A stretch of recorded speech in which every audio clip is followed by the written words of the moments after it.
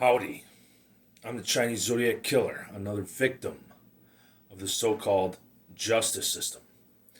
In 2022, I was arrested by the FBI for a non violent publicity stunt to bring a whistleblower project to mass media attention.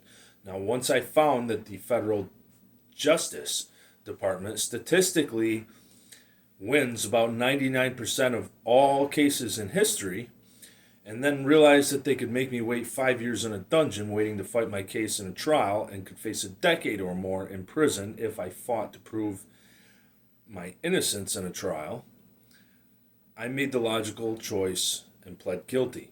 Now, think about this: the government has roughly a 99% success rate in court. No sports legend has anything even close to that. Michael Jordan didn't even have half of that as a shot percentage. But somehow, in all the countless cases in history, the government, ironically and conveniently, has statistically won almost all cases. From what I was told, the government has up to 5 years to put your case before trial. So imagine rotting in a dungeon cell and deciding to fight to prove your innocence in a trial. The government apparently can make you sit there for 5 years waiting.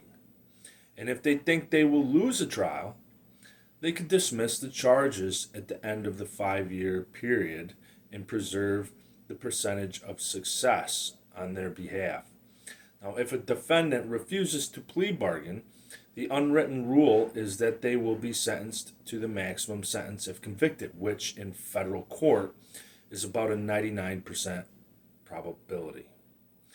Another trick federal and even state persecutors like to do is to increase the number of charges if a defendant chooses to go to trial, so they can increase the probability of getting a guilty conviction for one of them. So a defendant fooled into thinking they can beat a charge at a trial often finds that by choosing trial, they suddenly are facing more charges that they will probably face the maximum sentence for. When I was in jail, I knew another inmate who was charged with murder and constantly was studying his case. He showed me the proof in the police evidence that another man admitted to the murder in text. Of course, this didn't matter. They still kept him locked up on a murder charge. He turned down a 3-year sentence for a plea bargain and took his case to trial to prove his innocence. And as expected, he beat the murder charge.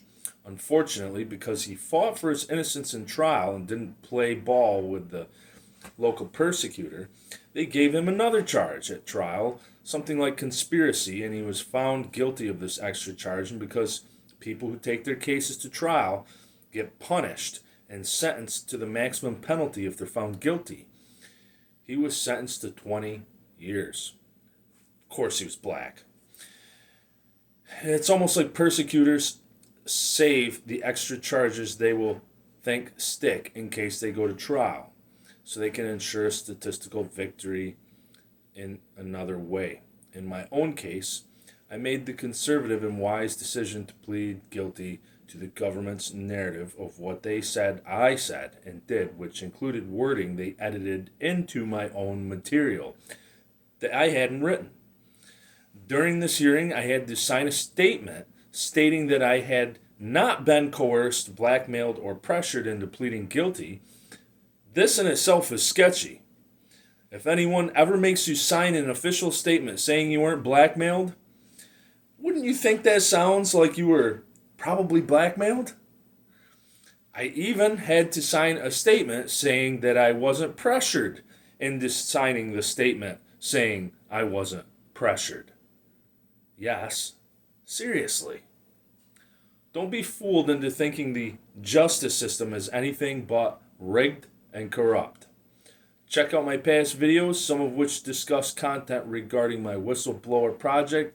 Tell everyone you know, like, follow, share, and subscribe to my channel. Stay tuned for more to come. Don't touch that dial.